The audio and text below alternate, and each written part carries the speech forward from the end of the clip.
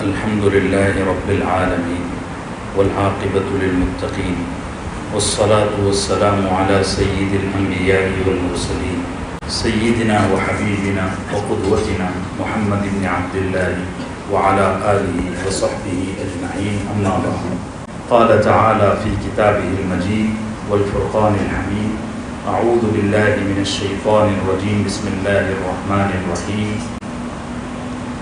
سيقول السفهاء من الناس ما ولاهم عن قبلتهم التي كانوا عليها قل لله المشرق والمغرب يهدي من يشاء إلى صراط مستقيم. وعن أبي سعيد الخدري رضي الله تعالى عنه قال قال رسول الله صلى الله عليه وسلم: إن الله ضرب مثلا صراطا مستقيما على كنفي الصراط زوران لهما أبواب مفتحة على الأبواب ستور وداع يدعو على رأس الصراط وداع يدعو فوقه والله يدعو إلى دار السلام ويهدي من يشاء إلى صراط مستقيم.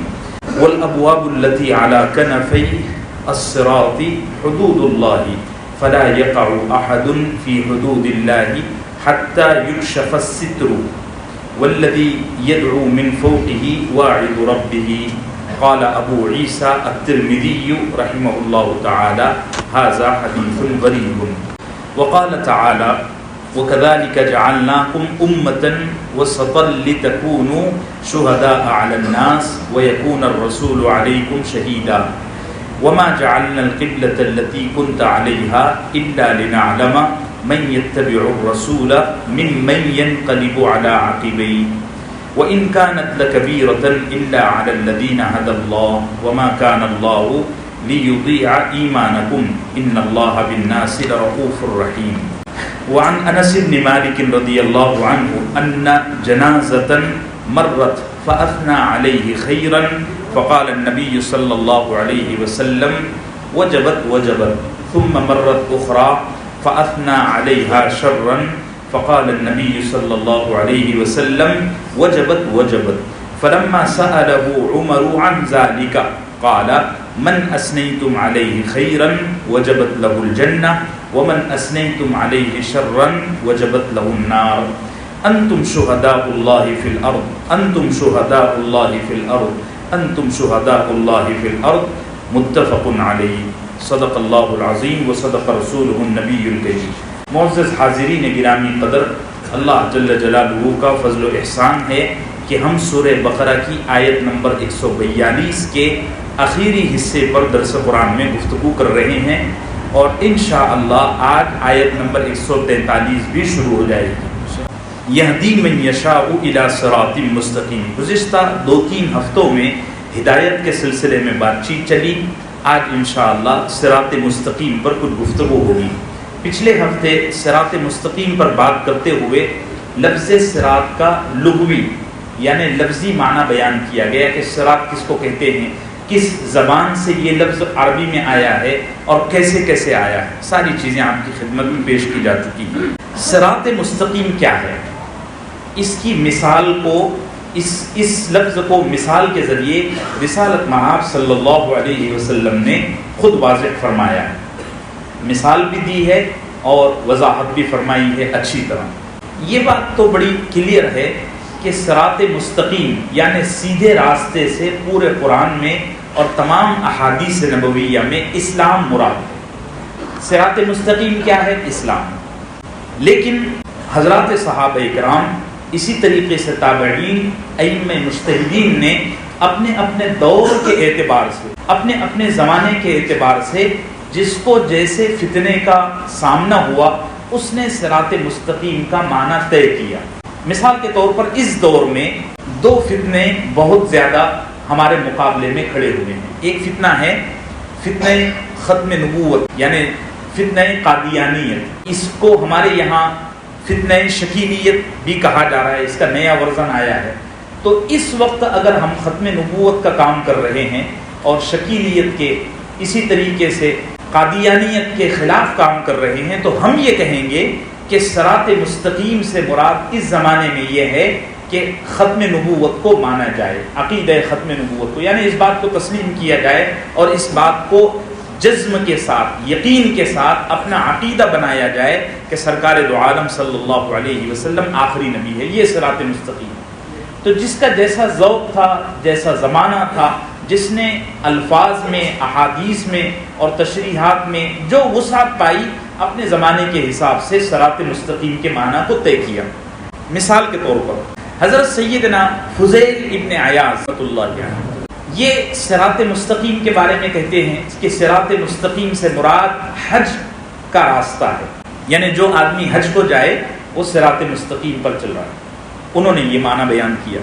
اسی طریقے سے حضرت امام ابو العالیہ ایک بہت بڑے محدث اور مفسر گزرے ہیں، یہ فرماتے ہیں صراط مستقیم سے مراد حضرات شیخین یعنی سیدنا ابو بکر صدیق اور سیدنا عمر ابن خطاب رضی اللہ عنہما کا راستہ ہے، یعنی جس راستے پر سیدنا ابو بکر صدیق اور سیدنا عمر ابن خطاب رضی اللہ عنہما چلے ہیں وہ صراط مستقیم۔ اسی طریقے سے صراط مستقیم کے بارے میں ایک اور مفسرین نے قول نقل کیا ہے کہ صراط مستقیم کا مطلب ہے ایسا راستہ جس پر انبیاء، شہداء، صدیقین اور صالحین چلے ہیں۔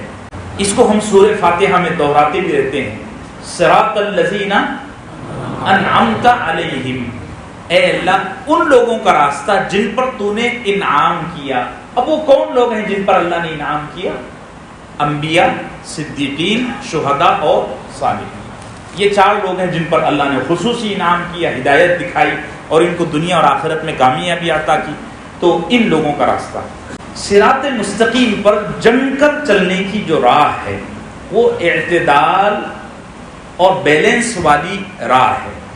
اس کو ذرا سمجھیے، ایسا آدمی جو کسی دینی یا دنیاوی معاملات میں غلو سے کام لے، بے اعتدالی پر اتر جائے، انگلش میں کہیں گے ان بیلنس ہو جائے۔ تہجد پڑھ رہا ہے تو ایسی تہجد پڑھ رہا ہے کہ پوری رات سو ہی نہیں رہا، بس رات بھر بیٹھا ہے اللہ اللہ کرتے۔ یہ آدمی بھی صراط مستقیم پر فی الحال تو چل رہا ہے، آگے چل نہیں سکے گا۔ قرآن کریم نے کہا لا تبسطها کل البسط، یعنی ایسے سخی مت بن جاؤ کہ خود کی اولاد بھوکی مر جائے، اور ایسے کنجوس مت بن جاؤ کہ تمہارے سامنے لوگ بھوکے مر جائیں لیکن تمہارا دل نرم نہ ہو۔ دونوں باتیں، نہ ایسے کنجوس بننا ہے کہ لوگ بھوکے مر جائیں پھر بھی تم کو رحم نہیں آ رہا، نہ ایسے سخی بننا ہے کہ گھر کے بچے بھوکے مر جائیں۔ ان دونوں کے بیچ کا راستہ اختیار کرنا ہے کہ سامنے جو ضرورت مند آئے ان کو بھی دیں اور اپنے گھر والوں پر بھی خرچ کریں۔ ایک واقعہ سناتا ہوں، آپ کو سمجھ میں آئے گا۔ ایک صحابیہ رضی اللہ عنہا مسجد نبوی میں آئی اور مسجد نبوی کے 2 ستونوں پر رسی باندھی اور اپنے بچوں سے کہا کہ بیٹا میرے یہ ہاتھ اس رسی میں گدوا دو، بندوا دو، اور ایسے کھڑی ہو گئی، رات دن ذکر کرنے لگی، رات دن ذکر کرنے لگی، اور رسی کو ایسا کس کر باندھا تھا کہ اگر ذرا نیند کا جھونکا آتا نا تو بالوں پر ایک جھٹکا پڑتا جس سے نیند اڑ جاتی۔ سرکار دو عالم صلی اللہ علیہ وسلم کسی غزوے میں گئے ہوئے تھے، واپس آئے تو دیکھا کہ ایسا ایسا ہو رہا ہے۔ آپ نے فرمایا نہیں، اللہ کو یہ طریقہ پسند نہیں ہے۔ اللہ کہتا ہے دن کے تھوڑے حصے میں سو بھی جایا کرو، تھوڑی عبادت بھی کر لیا کرو، تھوڑا وقت بیوی بچوں کے پاس بھی گزارا کرو، دوست احباب میں گپ شپ بھی لگایا کرو تاکہ دل کا بوجھ ہلکا ہو۔ اللہ یہ کہتا ہے۔ سب کو معلوم ہوگا واقعہ حیات الصحابہ میں بھی موجود ہے کہ ایک دفعہ حضرت سیدنا ابو ذر غفاری رضی اللہ عنہ ایک صحابی کے گھر پر گئے تو دیکھا کہ ساری رات عبادت میں لگے رہتے ہیں اور دن بھر کچھ کھاتے نہیں۔ ابو ذر غفاری رضی اللہ عنہ فرمانے لگے میں بھی کچھ نہیں کھاؤں گا اور میں بھی رات بھر نہیں سوؤں گا۔ تو وہ کہنے لگے میں تو اس لیے روزہ رکھ رہا ہوں کہ میں اس لیے نہیں کھا رہا ہوں کہ میں مسلسل روزے رکھتا ہوں، اور رات میں اس لیے نہیں سوتا کہ میں رات بھر اللہ کی عبادت کرتا ہوں۔ بیوی نے بھی بڑی شکایت کی کہ انہوں نے عجیب حرکت لگا کے رکھی ہے۔ حضرت سیدنا ابو ذر رضی اللہ عنہ سرکار دو عالم صلی اللہ علیہ وسلم کی خدمت میں مسئلہ لے کر گئے کہ یہ طریقہ صحیح ہے۔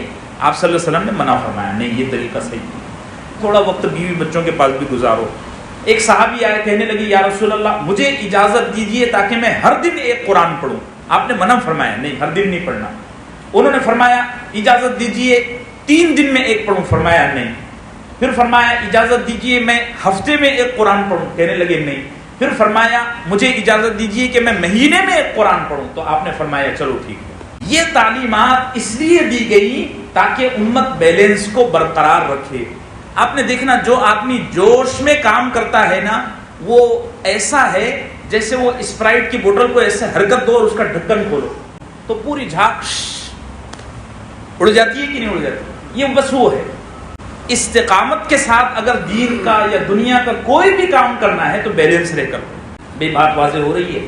پہلے ہی دن بزنس شروع کیا، گھر میں جتنا تھا، لاکھ 2 لاکھ 10 لاکھ کروڑ 100 200 کروڑ جتنا تھا سب ایک ہی بزنس میں لگا دیا، یہ آدمی ضرور نقصان اٹھائے گا اور نفع کے بجائے خسارے میں ہی جائے گا، 100 کا 60 ہی کرے گا۔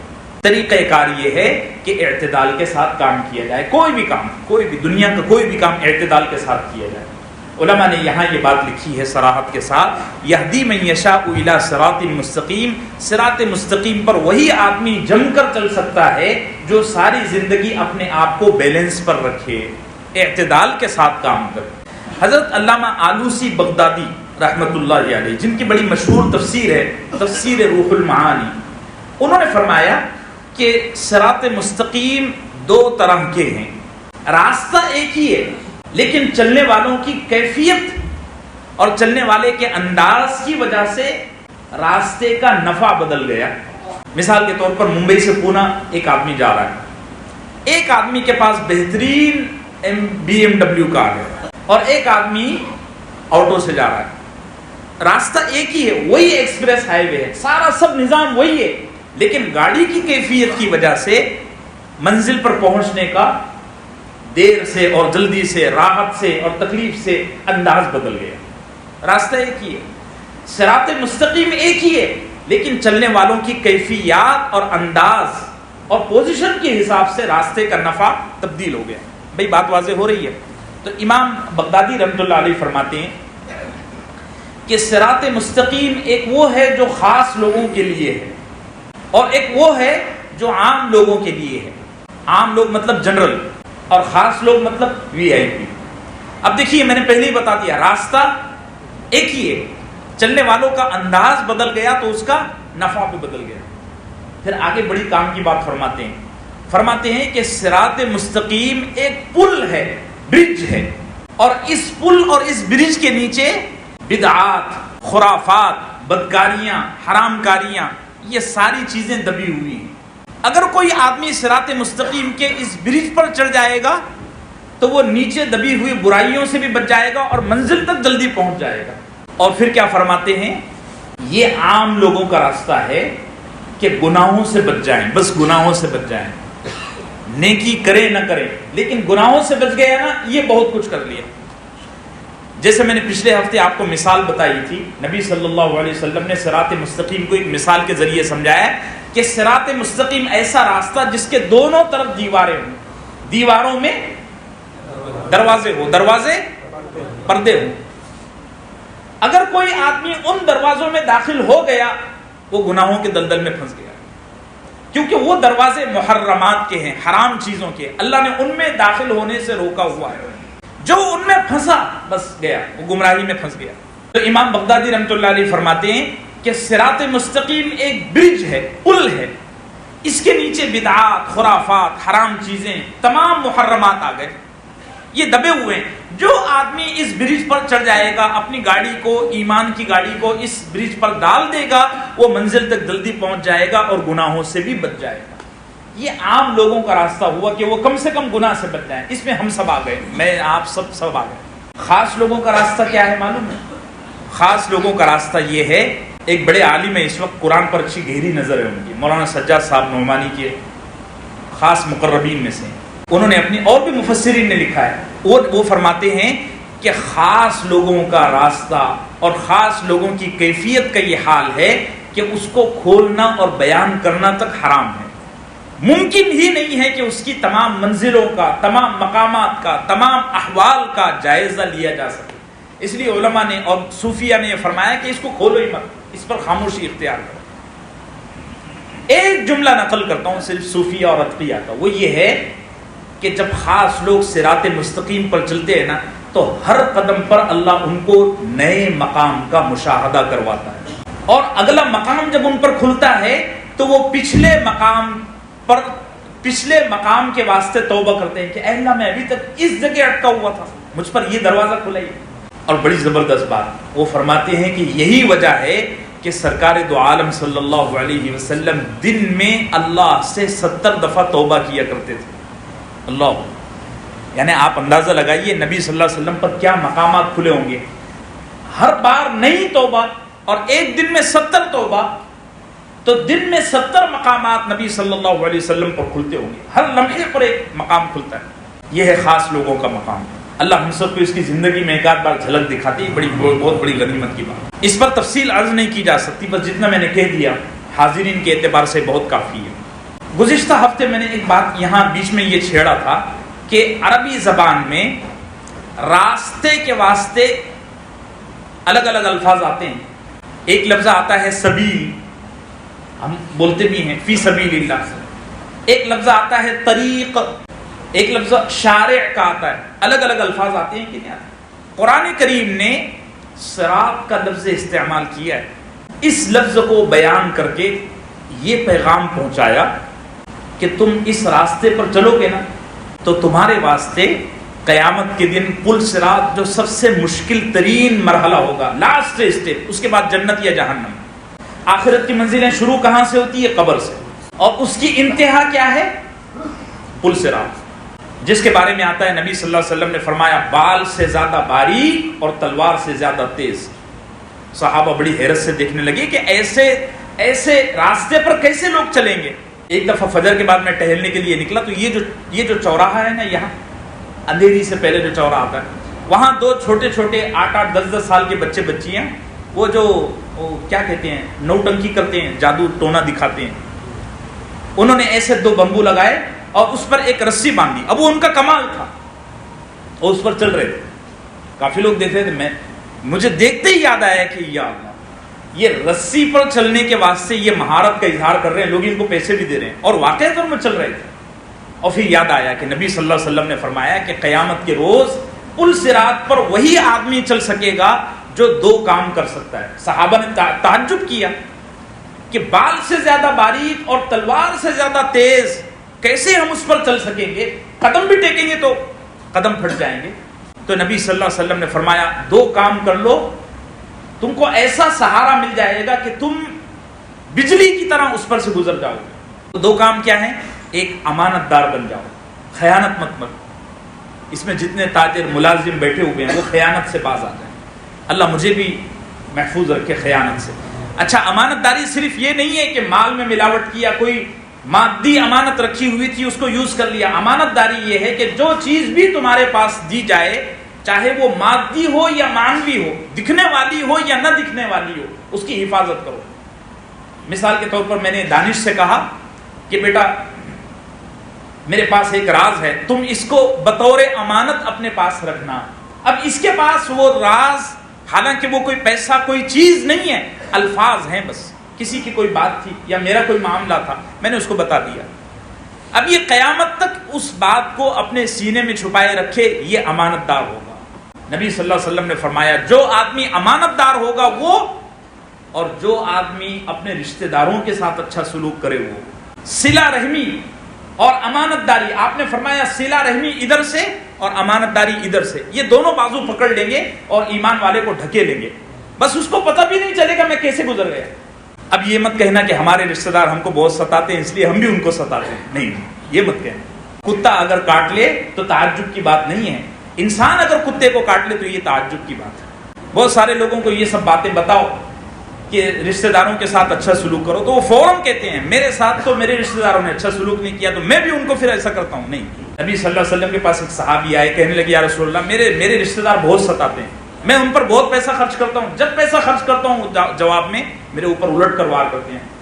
آپ نے فرمایا تو اسی طرح ان کے ساتھ کر یہاں تک تو اللہ کے پاس چلا جائے گا اور وہ مٹی میں ذلیل ہو جائیں گے، اللہ تجھے عزت دے گا۔ یہ 2 کام جو کر لے گا اللہ اس کو صراط مستقیم کے ساتھ ساتھ پل صراط پر سے بھی گزرنا اس کے لیے آسان فرمائیں گے۔ بس یہ موضوع مکمل ہوا۔ اب یہ امام ابن قیم جوزی رحمۃ اللہ علیہ نے اس کی تشریح میں ایک بڑی پیاری بات کہی ہے۔ اور شاید میں نے پہلے نہ کہا ہو، اس لیے یہاں اب نقل کر دیتا ہوں. دیکھیے یہ موضوع گزر چکا ہے سورہ فاتحہ میں. امام جوزی فرماتے ہیں جس آدمی کو زندگی میں 3 چیزیں مل جائیں وہ آدمی کامیاب ہو گیا، وہ آدمی سعادت مند ہے. 3 چیزیں ذہن نشین کرو. ایک ہے جب بھی کوئی کام کرو تو یہ دیکھو کہ یہ جو کام میں کر رہا ہوں یہ اللہ کی اطاعت ہے یا نافرمانی ہے. دوسری چیز یہ دیکھو کہ جو کام میں کر رہا ہوں اس میں مجھے اللہ کی مدد مل رہی ہے یا نہیں. اب یہ میں نے کہیں کسی جگہ بیان کیا تھا تو لوگوں نے مجھ سے پوچھا ہم کیسے معلوم کریں کہ اللہ کی مدد کیا ہے. میں نے اس وقت کہا تھا کہ وقت پر تم کو خود اندازہ ہو جائے گا کہ اللہ کی مدد کیا ہے. تو پہلی چیز کیا، جو کام کر رہے ہیں یہ دیکھو کہ یہ اللہ کی فرما برداری ہے یا نافرمانی. کام کرتے وقت یہ چیز دیکھو اور غور کرو کہ اس میں اللہ کی مدد ہے یا نہیں. اور تیسری چیز انہوں نے تعبیر کیا ہے، امام سیوطی نے بھی اس کو نقل کی، کہ جو کام میں کر رہا ہوں یہ ہدایت ہے یا نہیں یا گمراہی ہے. پھر انہوں نے فرمایا کہ بہت سارے لوگ کام شروع کرتے ہیں تو غور نہیں کرتے، جس کا نتیجہ یہ ہوتا ہے کہ وہ اول سے آخر تک گمراہیوں کے شکار ہو جاتے ہیں. اچھا یہ چیز صرف دینی معاملات میں نہیں، دنیاوی معاملات میں بھی ہے. تم کوئی بزنس شروع کرو، دیکھو کہ میں یہ حرام کا بزنس شروع کر رہا ہوں یا حلال کا. شیئر مارکیٹ میں پیسہ لگایا، انٹر ڈے میں لگا دیا، بہت سارے بچے لگا رہے ہیں، حرام ہے، سمجھ لو اچھے سے. اب غور و فکر نہیں کیا، کاروبار شروع کر دیا، بعد میں پتہ چلا اس کاروبار سے لاکھوں کروڑوں روپیہ آ گیا، بعد میں پتہ چلا ارے یہ تو کاروبار ہی حرام تھا. اب اس کاروبار سے نکلنا بہت بڑا رسک ہے. دنیا میں بعض لائنیں ایسی ہیں جہاں انٹری تو ہوتی ہے ایگزٹ نہیں ہوتی ہے، مر جائے گا آدمی نکل نہیں پائے گا. تو جب بھی کوئی کام شروع کرو وہاں یہ ضرور دیکھو کہ یہ کام اللہ کی عبادت ہے یا نافرمانی ہے. پھر دیکھو کہ اس کام میں اللہ کی مدد کتنی ہے. امام جوزی فرماتے ہیں کہ بہت ساری دفعہ ایسا ہوتا ہے کہ ایک کام اللہ کی عبادت تو ہوتا ہے لیکن عبادت کرنے والا کرتے رہتا ہے، اللہ کی مدد اس کے ساتھ نہیں رہتی. یہ آدمی دنیاوی اخروی اعتبار سے تو کامیاب ہو جاتا ہے لیکن دنیا میں بڑی مشقتوں کا اس کو سامنا ہوتا ہے اور ہو سکتا ہے کبھی کبھار نا امیدی میں مبتلا ہو جائے. بہت سارے لوگ مسائل لے کر آتے ہیں، میں تو یہ کرتا ہوں لیکن کبھی اللہ کی مدد نہیں آتی. اور وہ جو کہا جاتا ہے نا کہ اللہ جو کرتا ہے وہ اچھا کرتا ہے، جن لوگوں کے ساتھ کبھی اللہ کی مدد نہیں آئی ان کو کبھی اللہ کی مدد کا احساس نہیں ہوا. انہیں یہ سوچنا چاہیے کہ میں اسی لائق ہوں، ورنہ میرے پاس کچھ زیادہ آ جائے نا میں زیادہ اچھلوں گا. یہ حقیقت ہے، بس سچ بتا رہا ہوں. یہ کئی روایتیں کئی احادیث اس پر دلیل ہیں. یہ موضوع میں نے شاید کبھی بیان بھی کیا. بہت سارے لوگ ایسے ہوتے ہیں کہ وہ اللہ کے نافرمان ہوتے ہیں، اس کے باوجود اللہ ان پر نعمتوں کی، مادی نعمتوں کی برسات کر دیتے ہیں. یہ بہت بڑا دھوکہ ہے اور اس کو شریعت کی زبان میں استدراج کہا جاتا ہے. یعنی یہ ایسا ہی ہے جیسے شکاری جب کسی پرندے کو شکار کرنا چاہتا ہے تو اس کی بولی بولتا ہے، اس کی پسند کا دانہ ڈالتا ہے، خوب پیسہ ویسا مل جاتا ہے، حالانکہ مندروں میں سر جھکا رہا ہے. اللہ نے خوب ڈھیل دے کر رکھی ہے، ادھر سے ادھر جا رہا ہے. لوگ کہتے ہیں جی وہ تو ایسے بڑے بڑے گناہوں میں مبتلا ہے، اتنا شرک اور اتنی بت پرستی اس کے مزاج میں ہے، اس کو کیسے اللہ نے اتنا مال دے دیا؟ میں کہتا ہوں اللہ اس کو پھنسا رہا ہے. عبادت نام کو بھی نہیں ہے، گمراہی کے راستے پر چل رہا ہے، لیکن اللہ کی طرف سے مدد اس کو آئی ہوئی ہے. مدد نہیں ہے یہ، اصل میں اللہ نے اس کو ڈھیل دی ہوئی ہے. اللہ ہم سب کی اس سے حفاظت فرمائے.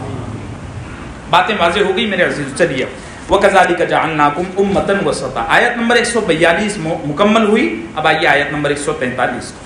یہ ہماری آخری آیت شریفہ ہے. اس کے بعد پھر ہم بڑی رفتار سے چلیں گے. یہ ایک بڑا اہم موضوع ہے، ذرا اس کو توجہ سے سنیے. توجہ سے سننے کے ساتھ ساتھ پریزنٹ مائنڈ بیٹھیے، حاضر دماغی کے ساتھ. اس موضوع میں عصر حاضر سے متعلق بہت ساری باتیں کہوں گا لیکن میں صراحت سے نہیں کہوں گا کہ میں کیا کہہ رہا ہوں. آپ کو حاضر دماغی کے ساتھ بیٹھنا ہے اور خود فیصلہ کرنا ہے کہ مولانا نے یہ بات کیوں کہی. قرآن کریم ہر زمانے کے لیے گائیڈ لائنس ہے کہ نہیں؟ مولانا طارق جمیل صاحب فرماتے ہیں اس کا ایک ایک نقطہ قیامت تک کے انسانوں کی ضرورت ہے. اس لیے میں بہت ساری باتیں بولوں گا، اڑتا ہوا چلا جاؤں گا. اگر تم میں سے کوئی حاضر دماغ رہے گا، میری باتوں کو فٹ کرنے کی صلاحیت رکھتا ہوگا، وہ سمجھ جائے گا میں نے کس کے خلاف کیا گولی برسائی اور کس کے حق میں کیا کہا. اور معاف کیجئے، بہت ساری چیزیں آپ کے مزاج کے خلاف بھی ہو سکتی ہیں. قرآن تو ہوتا ہی یہ بڑا سخت ہے. اصل میں قرآن سخت نہیں ہے، یہ اصولی بات کرتا ہے، اس لیے پوری توجہ کے ساتھ. وَكَذَلِكَ جَعَلْنَاكُمْ أُمَّةً وَسَطًا، اللہ فرماتے ہیں کہ اسی طرح ہم نے تم کو بنایا امت وسط. تم سے مراد ہم، یہاں میرا پیارا رب ہم سے مخاطب ہے اور ہم سے کہہ رہا ہے ہم نے تم کو بیلنس میں رہنے والی امت بنایا. میں صدقے جاؤں اپنی رب کی عظمتوں کے. اور سچی بات یہ ہے کہ ایسی کوئی چیز نہیں ہے جو اللہ کے لیے لٹائی جا سکے. جو بھی ہے وہ اللہ ہی کا ہے. اور یہاں اللہ ہماری تعریف کر رہا ہے. اللہ ہم کو ہضم کرنے کی توفیق بھی دے دے. بعض دفعہ تعریف ہضم بھی نہیں ہوتی. اللہ کہہ رہا ہے کہ ہم نے تم کو بنایا امت وسط، اعتدال والی امت. بڑا طویل موضوع ہے اور بہت اہم موضوعات پر میں بات کروں گا. سیاسی، معاشی، معاشرتی، اقتصادی، ہر لیول پر بات ہوگی انشاءاللہ. اب ذرا دل تھام کے بیٹھیے، ہر بات کو دل پر بھی لیں، کڈنی پر بھی لیں. اللہ میرے لیے سمجھانا آسان فرمائے، شرح صدر نصیب فرمائے، آپ کو سمجھنے کی توفیق نصیب فرمائے. کذالک جعلناکم امۃ وسطا، یہ امت کا لفظ یہاں آیا. اس سے پہلے بھی یہ لفظ گزر چکا ہے 2 دفعہ. تلک امۃ قد خلت، وہاں یہ لفظ گزر گیا امت کا. ہماری ساری گفتگو اس لفظ کے ارد گرد گھومے گی کہ امت کیا ہے. اب ذرا توجہ کے ساتھ، پوری توجہ کے ساتھ اپنے بدن کا ہر عضو کان بنا لو اور اسے میری طرف متوجہ کر دو. امت کس کو کہتے ہیں؟ امت کا لفظ، اس کا معنی کیا ہے؟ قرآن کریم میں یہ لفظ 47 دفعہ آیا ہے، 47 مرتبہ. 7 الگ الگ معنوں میں یوز ہوا ہے. بہت سارے الفاظ ایسے ہوتے ہیں کہ ایک ہی لفظ ہوتا ہے لیکن کانٹیکسٹ بدل جانے کی وجہ سے، اگوڑی پچھوڑی، ہمارے یہاں کہتے ہیں سیاق اور سباق بدل جانے کی وجہ سے اس کا مطلب تبدیل ہو جاتا ہے. امت کا لفظ پورے قرآن میں 47 دفعہ آیا ہے اور 7 معنوں کے لیے یوز ہوا. اگر لفظ امت کا معنی دیکھا جائے، پراپر معنی، پراپر میننگ، تو امت کا معنی ہوتا ہے گروہ، جماعت، پارٹی، ٹیم. اس سے ملتے جلتے اور بھی کئی الفاظ ہیں. شریعت کی زبان میں امت کہتے ہیں انسانوں کا کوئی ایسا خاص گروہ، کوئی خاص ایسی جماعت جس کا کوئی مخصوص اور اسپیشل ویژن ہو، وہ امت ہے. چاہے یہ ویژن دنیاوی ہو یا دینی ہو، علاقائی ہو یا زمانی ہو.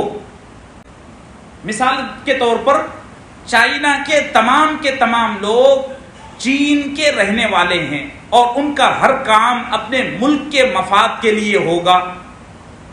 اس لیے چائنا کے لوگ چائنیز امت بن گئی علاقے کے لحاظ سے. گرین پارک میں رہنے والے گرین پارک کی ایک امت بن گئی، ایک گروہ بن گیا. چونکہ امت کا معنی آتا ہے ایک انسانوں کا ایک ایسا گروہ جس کا کوئی مخصوص ویژن ہو، مقصد ہو، اور وہ ویژن اور وہ مقصد ایسا ہو کہ وہ پورے کے پورے قوم کے لوگ، پوری کی پوری جماعت کے لوگ ہر کام کو کرتے وقت اس ویژن کو اپنے دماغ میں حاضر رکھتے ہوں. مثال کے طور پر کوئی چائنیز اگر بزنس کرے گا تو بھی، جاب کرے گا تو بھی، یہاں تک کہ ڈاکہ ڈالے گا، چوری کرے گا تو بھی، ہر صورت میں اس کے پیش نظر ایک چیز ضرور رہے گی کہ میرے دیش کا نام بلند ہو جائے. ہے کہ نہیں؟ ایک ویژن ہے نا ساری قوم میں. یہ اس کے لفظی معنی ہوئے. شریعت مطہرہ کی اصطلاح میں، شریعت کی ٹرم میں، ڈیفینیشن میں امت کے معنی آتے ہیں ایسا گروہ جس کی طرف کوئی نبی بھیجا گیا ہو، انسانوں کا کوئی ایسا گروہ جس کی طرف کسی نبی کو بھیجا گیا ہو، چاہے اس گروہ نے اس نبی پر ایمان لایا ہو یا نہ لایا ہو. سواء آمنوا او لم یؤمنوا. اب ذرا توجہ، جنہوں نے ایمان لایا وہ بھی امت میں داخل، جنہوں نے ایمان لایا وہ بھی امت میں داخل ہے. جنہوں نے ایمان لایا وہ امت اجابت، اور جنہوں نے ایمان نہیں لایا وہ امت دعوت۔ جیسے آج سے 1445 سال پہلے رسالت مآب صلی اللہ علیہ وسلم کی بعثت ہوئی اور آپ کو نبی بنا کر بھیجا گیا، صرف اس دنیا کے لیے نہیں، پوری کائنات کے لیے۔ ما ارسلناک الا رحمتا للعالمین، اللہ نے تمام انسانوں ہی کی طرف نہیں بلکہ تمام عالمین کی طرف۔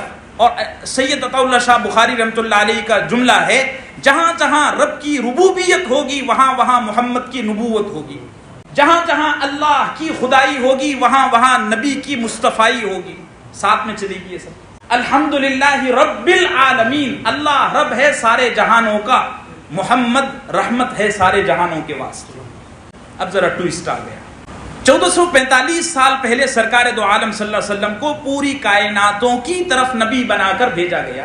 ہم سب نے ایمان لایا، اللہ کا فضل ہے، اللہ نے ہم کو چن لیا، اللہ نے ہمیں چنا ہے۔ هو اجتباکم، اللہ خود کہتا ہے میں نے اس نبی پر ایمان لانے والے ایک ایک فرد کا انتخاب کیا ہے۔ یہ جتنے بیٹھے ہوئے ہیں نا ماشاءاللہ، کہو اللہ ہم کو استقامت نصیب فرمائے۔ یہ سب اللہ کا انتخاب ہے، چنے ہوئے لوگ ہیں۔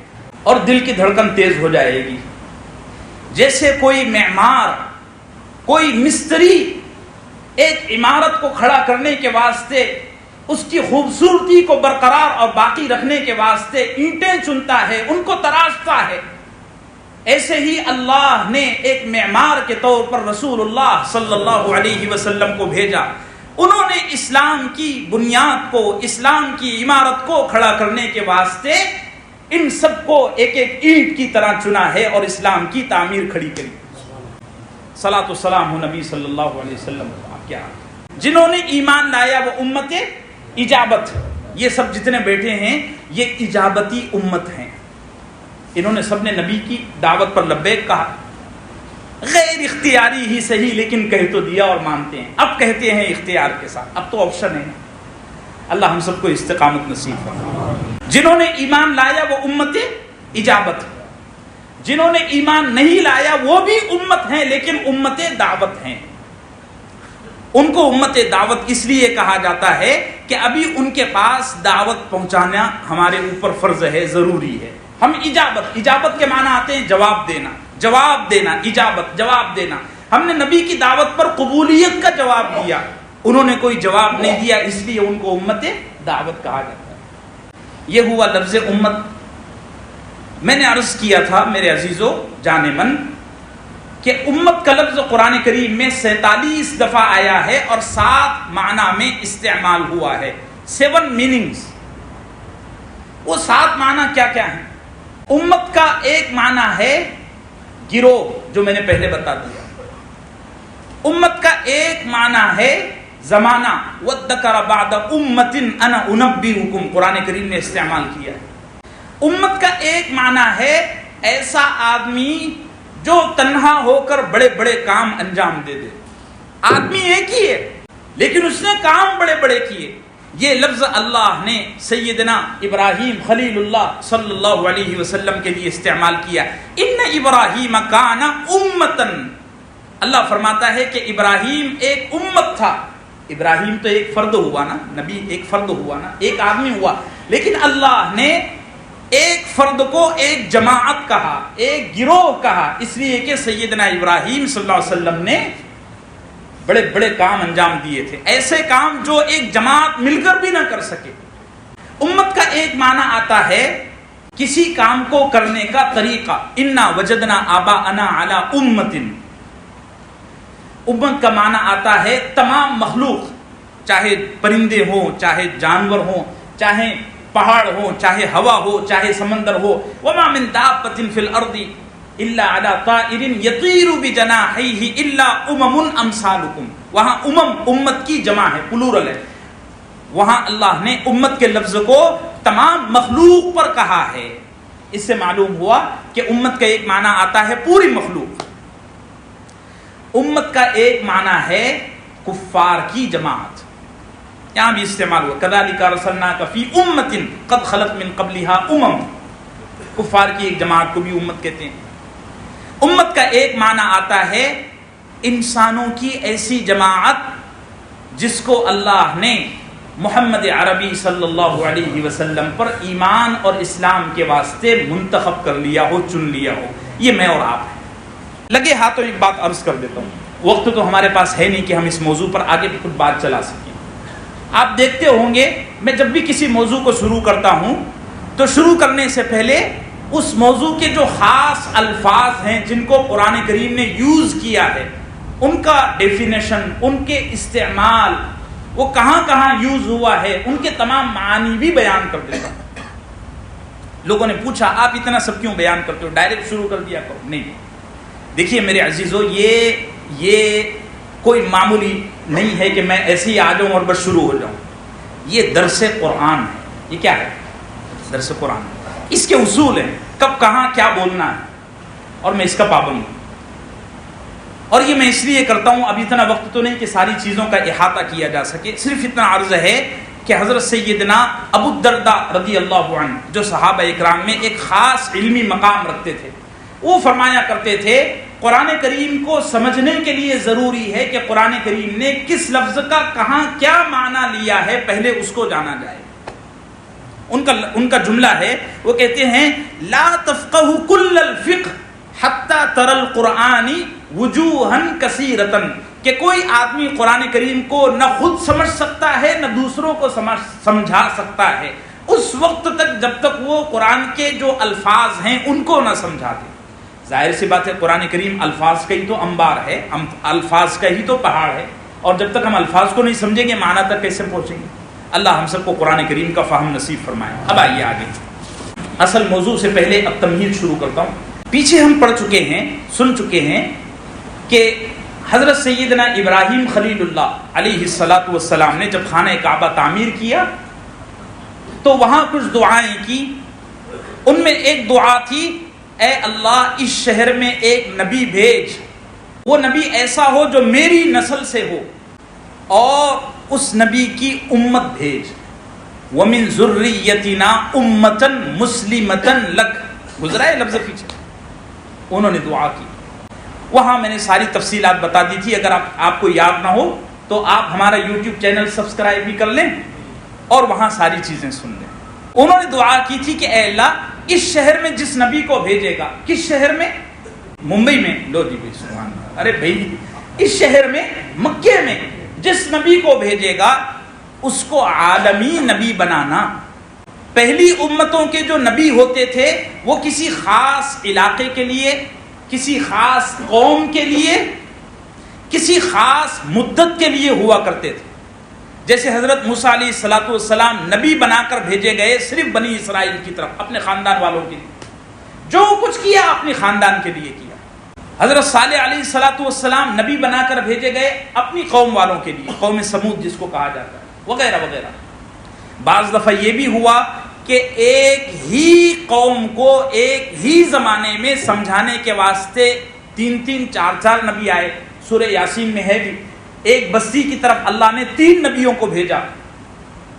اصحاب القریہ وَاضْرِبْ لَهُمْ مَثَلًا أَصْحَابَ الْقَرْيَةِ إِذْ جَاءَهَا الْمُرْسَلُونَ، اللہ فرماتے ہیں ہم نے ایک بستی کی طرف 3 نبیوں کو بھیجا۔ اِذْ أَرْسَلْنَا إِلَيْهِمُ اثْنَيْنِ، 2 نبیوں کو بھیجا، اور یہ 2 نبیوں سے کام نہیں چل رہا تھا، فَعَزَّزْنَاهُمَا بِثَالِثٍ، تیسرا نبی بھی بھیجا۔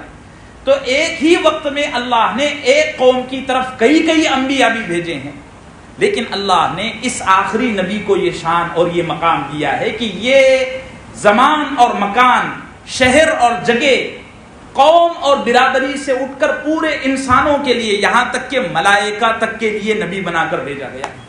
یہ اصل میں ثمرہ تھا کس کا؟ حضرت سیدنا ابراہیم کی دعا کا۔ اور انہوں نے کہا اے اللہ جو تو نبی اس شہر میں بھیجے گا اس کو سارے عالمین کا نبی بنا کر بھیجنا، اور اس کی امت کو سارے عالم کی امت بنا کر بھیجنا۔ میں کہا کرتا ہوں نا قادیانیوں سے، ان کو بڑا دل ملا دیتا ہے یہ جملہ۔ میں کہا کرتا ہوں کہ اب نبی تو دور کی بات، اس کے علاوہ کوئی امت بھی نہیں آنی، نکمو تم نبی ہونے کا دعویٰ کر رہے ہو، حرام خورو۔ اب نبی تو دور کی بات، اب کوئی امت بھی نہیں آنی، اب تو ختم ہو گیا نا۔ انہوں نے دعا کی تھی، کنہوں نے؟ سیدنا ابراہیم نے، کہ اے اللہ ایک نبی بھیجنا جو عالمی نبی ہو، پوری کائنات کا، پوری انسانیت کا نبی ہو۔ یہ جو کانسیپٹ ہے اسلام کا، اس کو کہا جاتا ہے مسلم امہ. یہ لفظ ذہن میں رکھو. پچھلی جو امتیں تھی وہ علاقائی، لسانی، رنگی، زمانی تھی. یہ جو امت ہے یہ علاقے سے، زمانے سے، مکان سے، مدت سے پاک کر دی گئی ہے. یہ نبی آخری نبی ہے اور پوری کائنات کی طرف ہر رنگ و نسل کے انسان کی طرف نبی بنا کر بھیجا گیا. کیا گورے کیا کالے، کیا 1401 والے اور کیا 1445 سال والے، سب کے سب ایک نبی کے امت ہیں، ایک نبی کی امتی ہیں. اس کو کہا جاتا ہے مسلم امہ کا کانسیپٹ. یہ اسلام کا بہت بیسک کانسیپٹ ہے، لیکن جہاں دوسرے فکری مسائل میں ہم الحاد اور بے دینی میں مبتلا ہوئے ہیں، ان میں سے ایک یہ مسئلہ بھی بڑا خطرناک ہے جو امت تقریباً خلافت کے خاتمے کے بعد سے اپنے ذہن سے مٹا چکی ہے کہ مسلم امہ بھی کوئی. اب تو ہم پڑھتے ہیں بھارت بھاگیاوی داتا، پنجاب سندھ گجرات مراٹھا، بھارت بھاگیاوی داتا. یہ بھی ٹھیک ہے، ہمیں ہمارے دین نے یہ بھی بتایا ہے کہ جس جگہ جس ملک میں رہو اس کے وفا، لیکن ہمارے لیے اس سے کئی بڑھ کر مسلم امہ کا کانسیپٹ ہے. اس وقت ملحدین نے مسلم امہ سے ہٹا کر نام دیا ہے مسلم ورلڈ کا. یہ ایک بہت بڑا فتنہ ہے، اور ہمارے کالج اور یونیورسٹی کے پڑھنے والے فضلاء، نوجوان طلبہ مسلم امہ کے بجائے لفظ استعمال کرتے ہیں مسلم ورلڈ. یہ بہت بڑا کفریہ جملہ ہے. اللہ ہم سب کی اس سے حفاظت فرمائے. آئندہ ہفتوں میں انشاءاللہ اس کو واضح کیا جائے. صلی اللہ علیہ وسلم.